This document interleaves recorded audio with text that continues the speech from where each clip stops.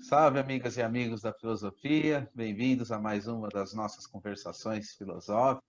Vou conversar com o professor Felipe Oliveira de Almeida, da UFRJ, do Direito e também tem formação em filosofia. E eu achei muito interessante a pesquisa dele, porque analisa o tema da utopia em relação com o direito e com a filosofia em épocas diferentes, né? Tanto a contemporaneidade quanto também o fim da Idade Média, a transição para a modernidade. Então, muito interessante essa pesquisa. Vamos conversar aí sobre esses temas e também outros que possam vir a aparecer aqui. Eu vou começar perguntando como que foi a escolha por esse assunto, né? Ali no fim da Idade Média, quais textos você escolheu para estudar e tudo. E aí a gente vai depois conversando sobre questões mais contemporâneas. Obrigado, então, pela sua presença aqui, Felipe. Já passo a palavra para você. Boa tarde. Bom, boa tarde a todas, todos. Muito obrigado, Caio, pelo convite.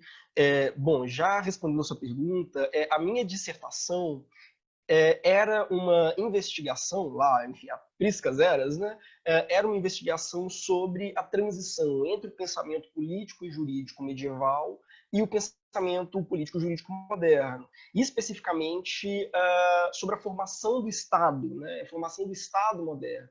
Porque me parecia, né, e foi um tema que é um tema que vem me acompanhando mais ou menos desde a graduação, que o Estado, tal como nós o compreendemos, né, como instituição apartada da sociedade civil, centralizada, burocratizada, uniformizada, reconhecida como a detentora, né, do monopólio da violência, para usar a categoria do Max Weber, né, ou ainda para falar como Weber, né, como sendo a detentora do monopólio dos meios de gestão. O Weber faz um paralelo, né, com a apropriação dos meios de produção e a apropriação dos meios de gestão. Me parecia que o Estado, com essas características, ele não existia antes dos séculos XV e XVI. Então, eu queria tentar entender, inicialmente, o que levou, né, na estrutura política e jurídica medieval a decadência de um antigo modelo, um modelo compósito, um modelo muito marcado pelo pluralismo jurídico e político, e o surgimento desse monismo político e jurídico, né, representado pelo Estado soberano. Esse Estado de que Baudin fala, de que Maquiavel fala, e por aí vai. Então, a minha dissertação girou basicamente em torno disso. Quando eu comecei a minha tese, eu queria dar um passo além, eu queria discutir, minha tese era muito focada, né, em filósofos dos séculos XIII e XIV, né, em especial, né, seguindo um pouco uma intuição, né, do Michel Villey, né, segundo o qual seria no século XIII e XIV, né, que estariam as raízes propriamente do pensamento político e jurídico moderno.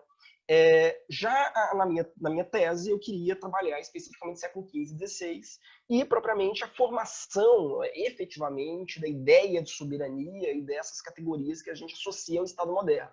Só que eu me dei conta de que já havia muito material sobre isso.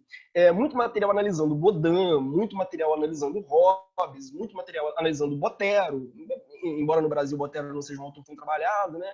Muito material analisando Maquiavel. Mas, por outro lado, havia muito pouca coisa sobre a literatura utópica. E se a gente para pensar, as utopias elas são um gênero literário que surge paralelo, quer dizer, ele surge paralelo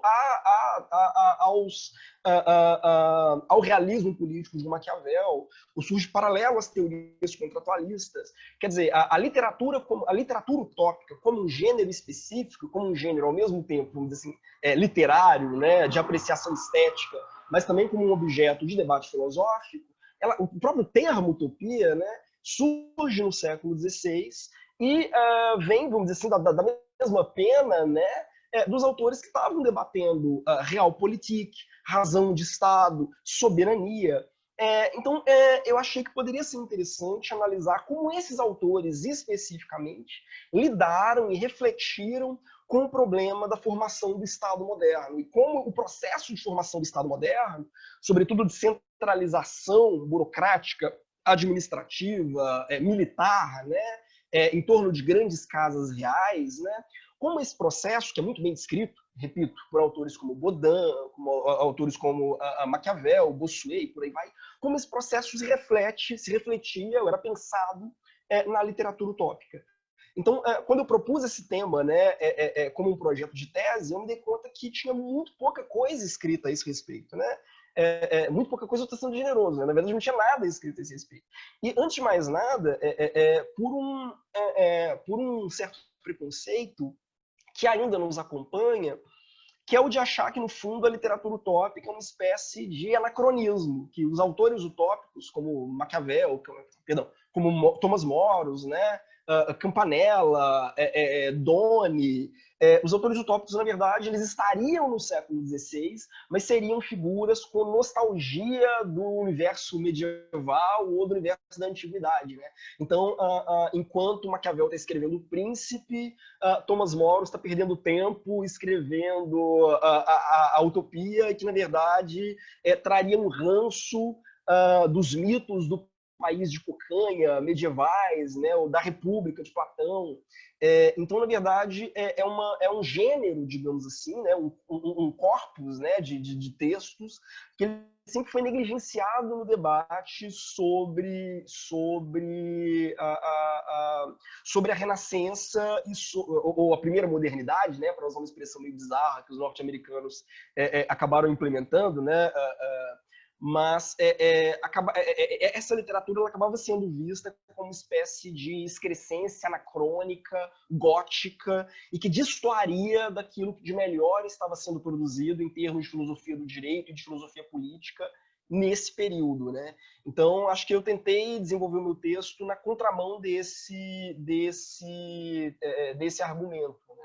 E desde então, as utopias o debate sobre a utopia ele tem me acompanhado de uma forma mais ou menos próxima, ainda que eu eventualmente flerte com outras discussões, né, ou com outras temáticas, mas fatalmente eu volto à questão da utopia, sobretudo em articulação, né, com essa problemática da formação de categorias de pensamento político propriamente, autenticamente modernas. Eu falo muito e muito rápido, né? Então eu já peço desculpas. Tudo bem. O mal dos mineiros. Felipe, deixa eu, ainda para a gente ficar ainda no Renascimento, como que você percebe que essa literatura que você aborda pode fornecer uma outra imagem do que foi o Renascimento? Sim, bom, fantástico. É um dos primeiros autores que eu comecei a ler com algum cuidado, né, e que fazem um mapeamento do que é o Renascimento, é o Jean Delumeau. Jean Delumeau tem um livro clássico sobre o Renascimento chamado A Civilização do Renascimento. E o Jean Delumeau, ele apresentava uma postura que eu acho que traduz muito, né, do que se debate sobre Renascimento hoje, mas uma postura que me incomodava muito, porque ele dizia que o Renascimento, no fundo, era uma civilização bifronte, ou seja, com uma cabeça voltada para a Idade Média e uma cabeça voltada para a modernidade, ou ainda que o Renascimento era uma era de transição, sem, portanto, uma densidade própria, né? O Renascimento seria como uma espécie de bolha de sabão, né? Ela é uma emulsão compósita, né? Ela não é nem medievo, ou ela é, vamos dizer assim, o outono da Idade Média, né? Fazer referência a um outro livro clássico, e também ela não é nem modernidade propriamente dita, né? Ela é simplesmente um prelúdio do moderno. Eu acho que a literatura renascentista ela permite questionar um pouco essa noção, né? Não existem autores extemporâneos, né? No sentido de que todo autor é do seu próprio tempo, né? Inclusive os autores medievais. Eu acho que mostrando um pouco disso em relação aos utopistas, isso serve inclusive para mostrar em relação a outros autores, né? Como eu disse, talvez os utopistas sejam os mais negligenciados, né? No sentido de serem reiteradamente caricaturizados como figuras tipicamente anacrônicas, né? Como medievais tardios, né? Há alguns elementos que me parecem muito interessantes. Há uma discussão que eu acho muito engraçada, e aí já entrando um pouco nessa discussão propriamente, porque muitos autores argumentam que Thomas Moros Thomas Moros, que era um católico empedernido, responsável, enfim, pela Inquisição na Inglaterra, antes da Reforma Anglicana, foi contrário à Reforma Anglicana. Muitos imaginam que, na verdade, Thomas Moros não escreveu a Utopia, ou ele teria escrito a segunda parte, a segunda metade da Utopia, que planeja uma sociedade ideal. Então ele escreveria a segunda metade da Utopia, que tem aquele caráter visto por muitos como platonizante, né, como uma tentativa de revivescência da República Platônica. Então, naquilo que há de arcaico, digamos assim, o texto da Utopia teria sido escrito por Thomas Moros, e a primeira parte, que é aquela parte propriamente humanista, irônica, né, muito afeita, né, ao espírito mesmo do tempo, né, do século XVI, não teria sido escrito pelo Thomas Moros, teria sido escrito por Erasmo de Roterdã. Essa tese ela está presente em vários autores brilhantes, por exemplo. O próprio Ernest Bloch defende isso, né? Qual que é o problema, a meu ver? Porque o humanismo renascentista é um humanismo ao mesmo tempo pagão e cristão. E a gente precisa compreender isso. E não são coisas que, na mente desses autores, entravam em conflito. Pelo contrário, Thomas Moros era, ao mesmo tempo, um católico ultramontano empedernido e um filósofo humanista, um dos grandes responsáveis pelo projeto da New Learning, né, que é o de trazer como proposta pedagógica, né, de educação para a Inglaterra e de educação pública para a Inglaterra, uma volta aos clássicos e uma volta à literatura grega e latina pagã. Então, não são coisas que se contrapõem, muito pelo contrário, são coisas que elas se casam, elas dialogam. E muitos desses autores, eles articulam isso muito bem. Se a gente pega o Campanella, por exemplo, Campanella é, ao mesmo tempo, um autor que celebra as benesses da tecnociência, a tecnociência como um grande instrumento, né, de progresso, de modernização, um autor que tem verdadeira repulsa pela escolástica, de forma geral, por esse ranço aristotélico medieval, e é um autor que fala o tempo inteiro em alquimia, cabala, na ciência oculta, né? Então, o tipo de contraposição que a gente faz entre fé e razão, cristianismo e paganismo, ele não serve como uma chave de leitura inteligente para pensar os autores dessa época, né? E nem para pensar o Renascimento. Porque a gente, em geral, faz isso, né? E também está muito, muito ligado a isso, né? Ou a gente pensa o Renascimento, né, como um Burckhardt faria, né, como se fosse o fim do cristianismo, ou pelo menos o cristianismo tal como se entende no medievo, né, e a aurora de um mundo neopagão, ou a gente pensa o Renascimento como sendo a era simplesmente o último suspiro de uma Idade Média moribunda, né? E não são, quer dizer, não é nenhuma coisa nem outra, né? Aliás, uma observação que eu gosto sempre de dizer, né, é que quando os autores renascentistas, né, muitos dos autores humanistas da Renascença, falam em resgatar o pensamento da antiguidade, eles não estão pensando só em Platão, em Aristóteles, ou, por exemplo, sei lá, em Luciano de Samosata, né, que era um autor que o Thomas Moros lia muito, né, ou Sêneca. Eles estavam querendo resgatar também Agostinho. Quer dizer, Agostinho está na antiguidade. Quer dizer, eles estavam querendo também resgatar autores cristãos da antiguidade. Né? Então, para eles não havia, de fato, contradição. O processo de renascimento das artes, das letras, né, e da antiguidade como um todo, é também um renascimento de um cristianismo, digamos assim, primitivo, né, de um cristianismo pré-medieval. Né? Então, não há, de fato, para esses autores, tensão nesse sentido. Então, não é pelo fato de um Thomas Moros da vida, né, não só ele, ser um filósofo frequentemente associado à Inquisição, enfim, isso não torna menos humanista. Se a gente não for sensível para isso, a gente não faz uma leitura apropriada de como, de fato, os círculos humanistas se construíram no Renascimento. Eu acho que, de um ponto de vista muito geral, assim, vamos dizer assim, de história da intelectualidade na Renascença, esse eu acho que é um dos primeiros pontos que a gente precisa ter em mente.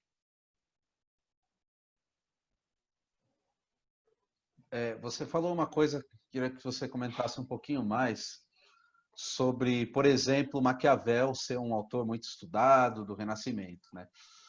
O que esses outros autores, os utopistas, têm de diferente? Por que o Maquiavel acabou sendo o autor mais paradigmático para se pensar a autonomização do político com relação às ideias teológicas, né? Por que você acha que isso ocorreu e como que os utopistas se contrapõem a essa visão e se há diferença ou se, na verdade, o solo é mesmo comum e aí é só uma má leitura? Bom, nós geralmente pensamos, né, que o termo utopia surgiu no século XVI, mas utopias existem desde sempre. Então, por exemplo, muitos autores leem a República de Platão, por exemplo, como uma utopia. Eu já vi isso com uma grande frequência, né? Ou leem a História Verdadeira, do Luciano de Samoza, até como uma utopia, né?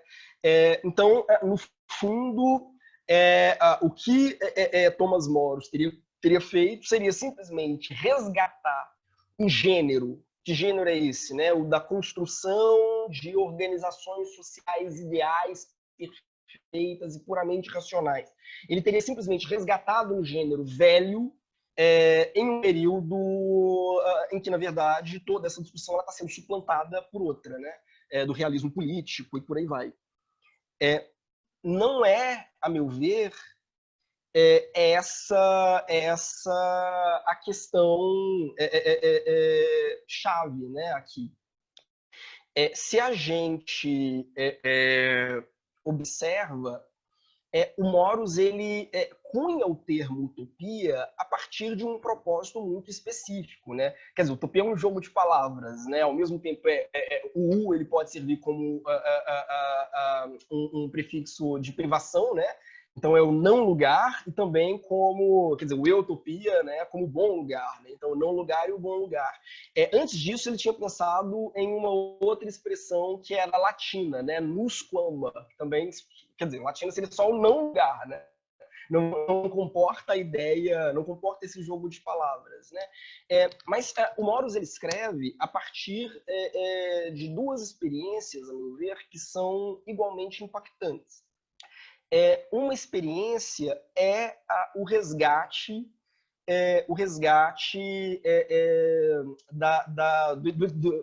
sobretudo do epicurismo, né? E de um epicurismo atomista na versão do De Rerum Natura, do Lucrécio. O De Rerum Natura ele foi redescoberto, né, pelo Pódio Bracciolini, acho, no século XV. E isso tem um impacto muito grande. Por que tem um impacto muito grande? Porque desacraliza a natureza. O homem medieval via a natureza como uma grande hierarquia, né, uma ordenada, perfeita. A partir do De Rerum Natura, muitos autores, né, Maquiavel, por exemplo, e Moros também, vão ver a natureza fundamentalmente como algo profundamente caótico, arbitrário. A natureza ela não tem uma ordem intrínseca. Isso traz uma questão. Se a natureza não tem uma ordem intrínseca, então o papel da sociedade humana, das organizações sociais humanas, não é simplesmente o de servir como uma segunda natureza que espelhe a ordem intrínseca da natureza em geral. A cidade não é um microcosmo dentro desse grande macrocosmo que é o universo. O universo ele é caótico. Então, se a cidade ela apresenta alguma harmonia, essa é uma harmonia artificial, uma harmonia criada contra o caos intrínseco da natureza, não é a barbárie intrínseca da natureza. Né?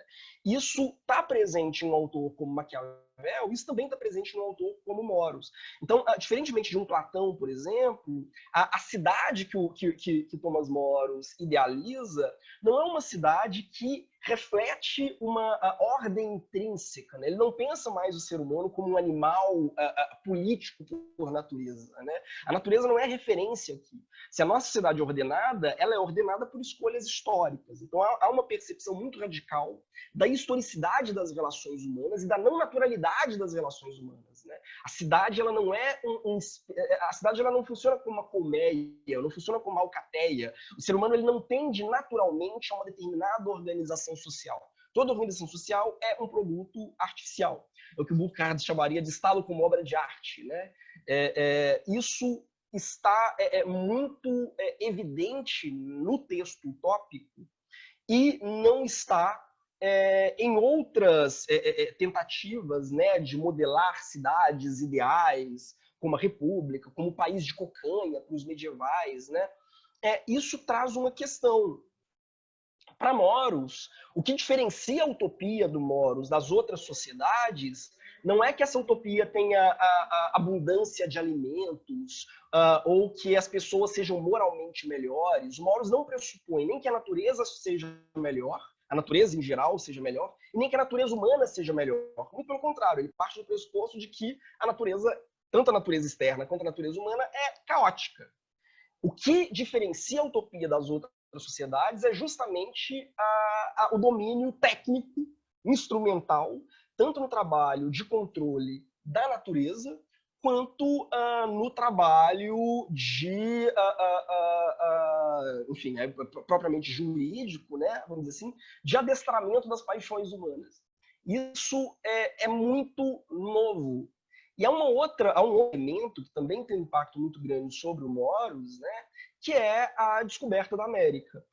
A literatura de navegação, a literatura de navegação fala, por exemplo, as cartas que são apócrifas, né, atribuídas a Américo Vespúcio, né, especialmente Mundos Novos, né, e também as cartas do Cristóvão Colombo. A literatura de navegação ela traz um elemento novo também para o humanismo europeu. Que elemento é esse? É a percepção de que existem outras culturas que se organizam de formas muito diferentes, né, da maneira como a sociedade europeia até então se organizava. Quer dizer, não tem rei, não tem lei, não tem, enfim, não tem aqueles elementos que até então os europeus consideravam como sendo inerentes à organização social de qualquer cultura e, por conseguinte, como sendo naturais. Quer dizer, eu posso encontrar várias civilizações que não se organizam naqueles moldes e são civilizações que são igualmente funcionais. Então, eu gosto de dizer que essa literatura ela fez muito sucesso, né? A Mundos Novos, né? A Carta do Américo Vespúcio, ela foi um grande best-seller, ela fez um sucesso, ela enfim, teve um sucesso muito grande, precisamente porque ela acabou, como é que eu vou dizer? Ela acabou sendo um grande exercício de alteridade, um grande exercício de relativização. Aquelas configurações de ordem social que eram vistas como universais passaram a ser encaradas como relativas. E se elas são relativas, né, isso implica dizer que, vamos dizer assim, o céu é o limite. A imaginação humana é o único limite efetivo sobre como um povo qualquer pode se organizar politicamente. Então, por que eu estou dizendo isso? Eu acho que esses dois elementos, né, tanto essa redescoberta de um naturalismo, de um epicurismo, né, atomista, que desacraliza a natureza, né, e que está a quilômetros de distância, por exemplo, de uma tese aristotélica, né, segundo a qual a cidade é a segunda natureza, e por aí vai. E, por outro lado, a descoberta da América, e, sobretudo, a literatura, né, que narra a descoberta da América, e que, enfim, é muito marcada por essa questão de formas de organização da vida em comum, que não se confundem com a maneira tradicional, digamos assim, ou com a maneira europeia de organização da vida em comum. Esses dois elementos eles trazem uma percepção muito radical da artificialidade do político, ou de como o político, na verdade, é um fruto de deliberação humana e é um fruto de construção humana. Veja, eu não estou colocando nada de novo no texto do Moros. Isso tudo está no texto. As referências enfáticas ao De Rerum Natura e a Lucrécio, a adesão a uma tese epicurista contra uma postura escolástica ou aristotélica, ou aristotélico-tomista, a estrutura mesma do texto, né, imita, né, de uma forma muito precisa as cartas de navegação, e em especial Mundos Novos, só que, em geral, a gente está tão, enfim, contaminado com uma determinada forma de leitura, né, que vê uma linha de continuidade, não de ruptura, que vai da República de Platão ao País de Cocanha, até as utopias, que a gente não percebe isso. Então, se é um elemento que, a meu ver, é muito característico, né, de um autor como Maquiavel, o de enfatizar essa dimensão, né, da historicidade do político, da historicidade da esfera pública, né, e de como a esfera pública não é uma natureza, não é natural, não é uma colmeia, não é uma e por aí vai. Isso fica, a meu ver, ainda mais enfatizado, ou de uma forma muito, muito radical, embora frequentemente não se perceba, na literatura utópica. E se há algo que caracteriza a literatura utópica, a meu ver, é esse culto, praticamente um culto, à artificialidade do Estado, ou o Estado como uma obra puramente humana e um produto da imaginação e da criatividade humana. Aliás, só para fechar, talvez o grande símbolo disso seja o fato de que a própria ilha de Utopia não é de fato uma ilha. Em Thomas Moros, a ilha de Utopia é uma ilha artificial. É mais ou menos como a UFRJ, né, a faculdade onde eu leciono, né, que não era uma ilha, né, era um arquipélago, foi soterrado e aí transformaram numa espécie de grande ilha. Da mesma forma, a utopia, a ilha de Abraxa, né, na utopia do Thomas Moros, não é de fato uma ilha, era uma península e por meio do domínio técnico e instrumental ela foi transformada numa ilha. Então, os utopistas eles celebram a capacidade humana de controle sobre a natureza externa e também de controle sobre a própria natureza humana. E o Estado, no fundo, como um grande aparato técnico instrumental, quer dizer, um apogeu da racionalidade instrumental, né, mas o Estado como um grande aparato técnico instrumental, puramente racional e puramente artificial, por meio do qual a natureza, tanto externa quanto humana, ela pode ser domesticada e, por conseguinte, ela pode ser aprimorada. Né? Bom, falei demais, né? Desculpa. Muito Eu vou encurtar as respostas.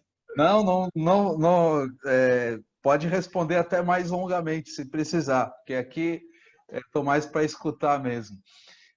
E foi muito interessante a sua abordagem, né?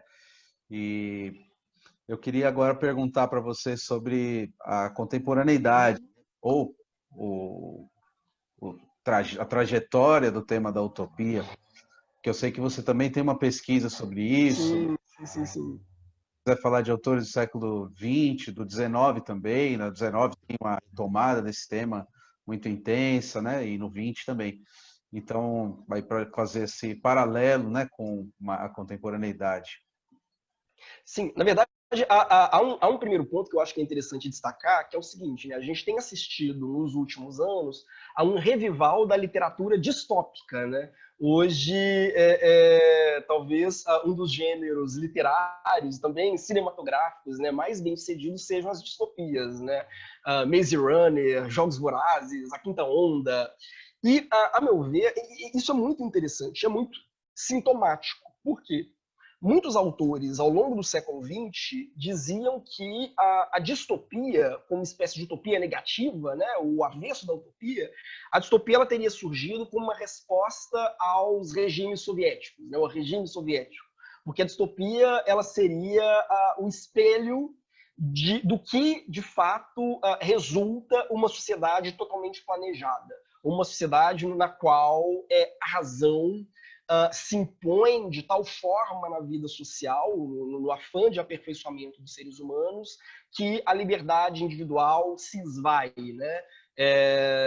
Isso é uma observação válida, pelo menos para algumas distopias, né?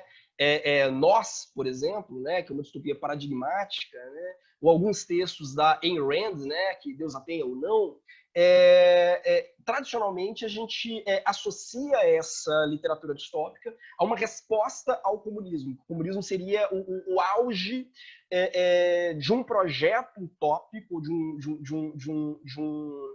uma fé na razão tecnocientífica e na capacidade da razão tecnocientífica de revisar as relações sociais de uma forma radicalmente planejada, né, e levaria ao terror. Aí vem a pergunta, por que num mundo neoliberal, no qual, em tese, a gente desistiu absolutamente, assim, no qual há uma desistência quase que massiva de qualquer forma de planejamento social contundente, por que a literatura distópica surge com tanto fôlego? Né? Por que uma geração que nunca viveu a ameaça comunista da Guerra Fria, por que essa geração é tão fascinada com distopias? Né? Enfim, não é à toa o sucesso de, enfim, repito, Jogos Vorazes, Maze Runner, por aí vai, né? É porque, no fundo, a distopia, ela surge para... enfim, a meu ver, a distopia, ela surge, antes de mais nada, como uma resposta às sociedades nas quais a possibilidade de mudança social radical e de planejamento social, ela se esgota. Então, a distopia, na verdade, hoje, ela faz sucesso precisamente porque a gente vive sob um mantra, né, do fim da história, né, ou de uma sociedade pós-política e pós-ideológica, no qual as pessoas elas se sentem sufocadas porque elas entendem que o papel do indivíduo, né, na reconstrução do sistema ou na reimaginação do sistema ele é cada vez menor. É uma sociedade na qual domina a China, né? O there is no alternative, né? Para usar a expressão norte-americana, né? Ou a ditadura da não alternativa, para usar o termo do Roberto Mangabeira Unger, né?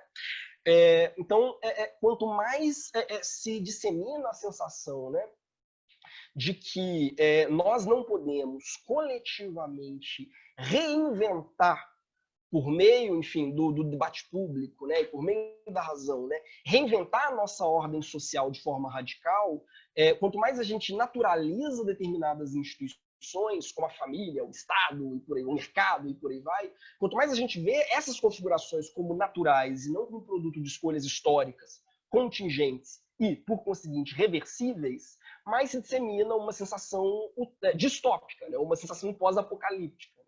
Então, nisso, talvez a grande única alternativa que nos resta seja justamente a utopia. Por que a utopia? Porque a utopia ela estimula precisamente o oposto. Quer dizer, ela nos convida a repensar mesmo aquelas instituições que nos parecem mais óbvias. Quer dizer, a utopia ela vai dizer, não, você acha que o modelo de família nuclear o homem, a mulher, os filhos, é a forma mais natural de organização das relações afetivas. Mas será que é mesmo? Será que eu não posso, né, por meio da minha imaginação, pensar em outras formas de configuração familiar que atendam melhor os nossos desejos e as nossas esperanças, né? Será que o mercado livre, regido pelo capital financeiro, é a única alternativa que nos resta para pensar em termos de relações econômicas? Ou a gente não pode democraticamente discutir coletivamente outras formas de configuração? Quer dizer, nenhuma dessas formas de vida social elas são espontâneas, né? Elas são históricas. Elas surgiram a partir de um acúmulo de escolhas que são puramente contingentes ao longo da história, né? Escolhas coletivas e individuais que foram sendo tomadas pela nossa cultura, né, ao longo do tempo. E, sendo assim, elas são reversíveis, né? Elas não são, nós não estamos no melhor ou no menos pior dos mundos possíveis, né? Nós estamos em um mundo entre outros. Se a gente faz, né, como um Francis Fukuyama, se a gente faz um esforço para tentar referendar ou validar, ou se a gente acha que a única função da razão, né, de uma razão filosófica e crítica, é justificar e legitimar retrospectivamente, né, o momento histórico em que nós já estamos, o que a gente cria é uma sensação profunda de frustração, né, uma sensação profunda de alienação. Quer dizer, o avesso que o Fukuyama pretendia, né? Mas enfim, é uma sensação muito radical de que somos, de fato, quer dizer, o último homem, né? Para o qual todas as escolhas já foram feitas. Acho que isso explica muito, a meu ver, o fato de que a geração nascida depois da queda do Muro de Berlim, né? Curiosamente, tem um apreço tão grande por distopias, uma coisa que chocaria uma Ayn Rand da vida, ou um Isaiah Berlin da vida, né, que tem inclusive um livro chamado Limites da Utopia. E, por outro lado, porque o debate sobre utopias tem se tornado cada vez mais urgente, né?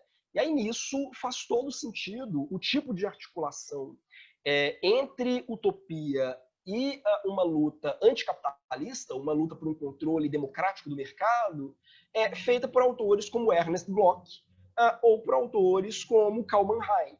Quer dizer, no fundo, o resgate, aí especialmente o Karl Mannheim, o resgate que o Karl Mannheim faz do utopismo caminha nessa direção, né? Porque a utopia ela expande o nosso imaginário ou o nosso acervo de possibilidades de como é possível viver coletivamente, né? E como é possível organizar a nossa vida social de formas que atendam melhor os nossos desejos e esperanças. Muito bom, Felipe. Gostei muito da conversa. muitos temas interessantes que a sua pesquisa aborda. E uma última pergunta só para te fazer, como que você tem visto a possibilidade, ou vê a possibilidade disso para pensar o Brasil, que é interessante até quando você se referiu a esse período histórico das utopias do Renascimento, a questão das grandes navegações, né? E de fato essa ilha, né, a ilha Brasil, a ilha gigantesca, né, que são as Américas, que são os novos continentes, é criada desse encontro, e essas ideias utópicas têm a ver também com isso, né? A questão da dominação da natureza, todas as inovações técnicas que começam a surgir ali no Renascimento também, tem a ver, nos concerne diretamente, né? E a gente está aqui num território que é atravessado por culturas tradicionais, culturas africanas, ameríndias, e também europeias, né, que derivam dessa tradição. E aí, como que você vê isso, essa confusão toda que a gente vive, esse universo distópico, e novas possibilidades para pensar, inclusive, o direito? Aqui eu sei que é uma pergunta imensa, mas enfim, eu queria te ouvir um pouco sobre isso também. Há um ponto interessante que há um livro que eu gosto muito do Sérgio Buarque de Holanda chamado Visão do Paraíso, em que ele vai discutir justamente como fantasias utópicas e edênicas, né, como várias concepções, né, de reorganização da vida social, elas foram ao longo da história, sobretudo da história da colonização, elas foram projetadas nas Américas, né? Isso explica, inclusive, por que mesmo hoje a gente tem tantas ecovilas e tantas comunidades alternativas nas Américas, né? Inclusive no Brasil. O meu pós-doc foi uma investigação sobre algumas ecovilas e comunidades, meu segundo pós-doc, né, no caso, sobre ecovilas e comunidades alternativas, né? E como ainda hoje muitos nutrem a ideia de que, no fundo, as Américas elas podem ser o terreno de emergência de um novo homem, né? É claro que muita gente mistura isso com New Age, então há toda uma literatura sobre isso, né? Sobre como verdadeiramente o Portal do Paraíso estaria na Chapada dos Veadeiros, que nos conecta com outras dimensões, mas enfim, acho que não vale a pena entrar nisso aqui. Mas há um ponto que me parece interessante, aí já trazendo a discussão para a nossa realidade contemporânea, me parece que chegamos ao fim da história, né? Isso no Ocidente como um todo, né? Há uma frustração muito grande com a ideia de que a estrutura do Estado Democrático de Direito, né, preso a um jogo entre centro-esquerda e centro-direita, mas no qual as bases fundamentais do sistema já se encontram decididas, me parece que há uma percepção muito grande de que essa estrutura ela não é satisfatória. Porque havia um argumento muito reiterado, segundo o qual, com a queda do Muro de Berlim, nenhuma outra forma de configuração da vida social, para além da globalização do mercado, né, para além de um domínio do capital especulativo, sobretudo das grandes bolsas de valores e dos bancos, né, e para além de alguns direitos fundamentais mínimos, né, qualquer modelo de organização social fora disso levaria fatalmente, enfim, aos gulags, ou a Auschwitz, ou por aí vai, né? Isso é praticamente um mantra, né? Então, o que competia aos grupos de esquerda agora? Não mais sonhar com grandes utopias de planejamento social, mas se contentar em humanizar o sistema.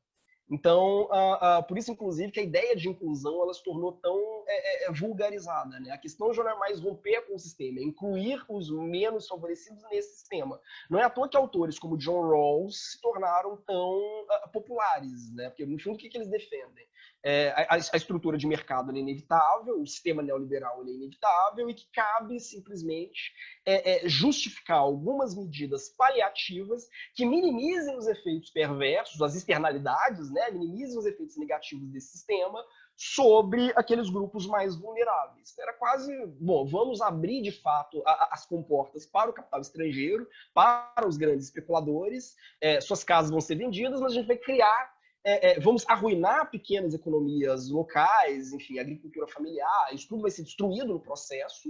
É um custo, né, que se faz pela modernização, mas, por outro lado, vamos estabelecer algumas medidas paliativas, projetos de renda mínima, ações afirmativas, algumas medidas paliativas que minimizem, né, o impacto desse processo ou que o tornem esse processo menos doloroso. Desde 2008, pelo menos, né, com a grande crise, isso vai se refletir na Primavera Árabe, isso reflete em 2013 aqui no Brasil, se reflete no Occupy Wall Street, a gente tem visto que esse sistema ele não é satisfatório. E quando eu digo que ele não é satisfatório, as pessoas elas preferem, e eu acho que isso fica muito evidente hoje, né, inclusive com o governo Bolsonaro, as pessoas preferem morrer a voltar para o modelo neoliberal, ainda que seja um modelo neoliberal humanizado. Qual que é o grande problema? Nós não temos ainda, em substituto a esse modelo, e aí quando eu falo nós, eu penso nos setores progressistas, né, grandes utopias alternativas. A gente não consegue hoje, para além de projetos muito pontuais de inclusão, sobretudo de inclusão dentro de uma lógica que vamos dizer assim, identitarista. A gente não consegue pensar, para além de projetos pontuais de inclusão e de representatividade, não conseguimos pensar um modelo global de vida coletiva, de uma forma efetivamente radical. A gente não consegue pensar um sistema de reparto de poder e de bens e de recursos que seja efetivamente alternativo ao sistema que a população já está dando mostra de que prefere morrer a voltar para ele. Então, o que o populismo de direita, né, ele fez? Ele não criou uma utopia. Bolsonaro não tem uma utopia, Donald Trump não tem uma utopia, mas ele volta para aquilo que o Zygmunt Bauman, pouco antes de morrer, ele cunhou um conceito que eu acho muito interessante, que é o de retrotopia. Não é, de fato, uma utopia, no sentido de que não é esse espelho das potencialidades criativas humanas, da nossa capacidade de reinventar as nossas formas de vida coletiva e nossas formas de organização social por meio da razão, dentro de um grande projeto de planejamento social, não é isso, mas é uma espécie de volta à idade de ouro mitificada, quando esses problemas não existiam. E que, no fundo, é uma retrotopia e é uma alternativa puramente performática. Por que puramente performática? Porque ela dá uma resposta moral a problemas que não são morais, são problemas políticos e econômicos, né? Então, no fundo, é como se o próprio mercado neoliberal, digamos assim, produzisse a sua alternativa, mas é uma alternativa puramente moralizante, que dá uma satisfação cria uma falsa sensação de engajamento, digamos assim, né? Dá uma sensação artificial de interatividade. Aliás, há uma questão que eu tenho discutido muito, né? As pessoas dentro do sistema, né, que a gente desenhou, né, de uma democracia puramente representativa, elas se sentiam muito frustradas. Há um déficit democrático muito fundo, né, na nossa sociedade. Os projetos de orçamento participativo, de iniciativa popular, eles são muito tímidos ainda e muito incipientes em comparação com o dinamismo das nossas sociedades. Isso é evidente. Na Europa, talvez isso fique ainda mais evidente, né? A Europa hoje é uma das sociedades menos democráticas do planeta, se a gente parar para pensar, né? A União Europeia foi toda construída às expensas das nações europeias, né? O povo literalmente votava contra a União Europeia e era imposta a forceps por juristas, diplomatas e economistas. Então, a gente vive um déficit democrático muito grande e muito sensível. As pessoas sentem isso. Elas sentem uma ausência de participação que é muito forte, muito, muito forte. O que o sistema, né, essa grande retrotopia populista conservadora criou? Ela criou a falsa sensação de que é possível ter acesso aos governantes sem as vias formais de representação. Então, olha, eu não preciso estar num partido ou num sindicato ou eleger um vereador para ter a minha voz ouvida. Eu posso conversar com o Donald Trump ou com o Bolsonaro pelo Twitter, ou pelo WhatsApp, ou pelo Facebook, ou pelo YouTube. Ele fala diretamente conosco. Isso é uma ilusão. Repito, faz parte desse jogo, enfim, da construção dessa retrotopia, mas que funciona, enquanto os setores progressistas, funciona como um instrumento retórico, né? Funciona porque dá essa falsa sensação de participação, de interatividade, e uma falsa sensação de que seria uma alternativa real à crise de um modelo neoliberal marcado por essa ditadura da não alternativa e por esse déficit de representatividade. Enquanto os meus colegas, né, e aí eu penso especificamente no direito, enquanto os meus colegas continuarem defendendo a volta ao status quo ante, como se não houvesse alternativa, a volta a uma espécie de neoliberalismo progressista ou humanizado, esse populismo de direita vai crescer. A gente precisa efetivamente criar grandes utopias, né, ou grandes mapeamentos cognitivos, parar de oferecer alternativas meramente pontuais e começar a oferecer um novo projeto civilizacional, né, um novo pacto civilizacional, talvez até um novo pacto constitucional, né, que seja efetivamente disruptivo, porque não há via para trás. Acho que, repito, a era de um Francis Fukuyama morreu. Aliás, eu me lembro da fala do André, né? E veja, André, com toda a tradição dele, né? De escola de Frankfurt e tal, falando com todas as letras, né? A resposta que o Habermas, por exemplo, dava de conciliação de liberdades civis e políticas dentro do modelo de Estado Democrático de Direito não serve mais. Não serve mesmo. Assim, é nítido se conversar nas ruas com qualquer pessoa que não serve. Então, a gente cria realmente um grande modelo utópico que seja inclusivo, afetivo, né? E que revise de uma forma muito radical a maneira como a nossa sociedade, a nossa vida social, ela se articula, inclusive repensando a forma como os poderes se organizam, a relação do indivíduo com o Estado, a relação do indivíduo com o mercado. Ou a gente radicaliza e oferece novas utopias, ou essas retro-utopias elas vão dominar a cena, vamos dizer assim, do debate público e do imaginário, e isso me parece muito crucial, dominar o imaginário nessa primeira metade do século XXI. Não falei demais, né? Desculpa. Imagina, Felipe, aqui conversações é para isso mesmo. Minha função é nortear para os convidados poderem falar, e eu gosto de ouvir, sempre aprendo, e tenho certeza que o público também que está aí assistindo também está aprendendo muito com a sua fala aqui. Esse conceito de retro-utopia eu não conhecia, é um conceito realmente muito importante, eu achei, e ajuda a explicar muitas coisas. Você fez referência ao André, né? Às vezes a pessoa está vendo e não sabe, é o André Coelho, tem uma entrevista dele aqui no canal também, aconselho vocês a assistirem, que é muito interessante. E, Felipe, só tenho a agradecer aqui pela sua presença. Eu que agradeço o convite, muito obrigado. Se você quiser dizer alguma última coisa, que, enfim, que eu não perguntei, pode ficar à vontade aí para fazer as considerações finais. Não, eu só quero agradecer imensamente, pedir desculpas pelas pessoas que eu tenho eventualmente ofendido. Muitas das observações que eu fiz aqui, na verdade, para o meu espanto, né, elas já são desenvolvidas há muitos anos, desde a década de 90, não tem nada muito novo, né, por autores como Mark Fisher. Aliás, um grande amigo meu, né, o Vitor, um grande amigo a presunção, né, eu já o considero um amigo, né, porque é uma figura muito querida, né, que é o Vitor Marx, professor da Universidade Federal do ABC, publicou recentemente a tradução dele, né, do Realismo Capitalista, do Mark Fisher, que pontua vários desses elementos. A Chantal Mouffe, né, a viúva do Ernesto Laclau, né, a Chantal Mouffe tem escrito muito sobre esse tema, Nancy Fraser também, acho que é uma sugestão interessante, né, pensar só em autores ultra contemporâneos, né? Então, acho que vale a pena a gente buscar esses autores que nos ajudem a repensar a nossa vida coletiva para além dos marcos da social-democracia e do neoliberalismo. A gente precisa fazer isso, a gente precisa sepultar o século XX o quanto antes. Muito bom, Felipe. O Vitor Marx, que inclusive também veio aqui, antes de fazer a tradução, ele estava terminando para publicar, né?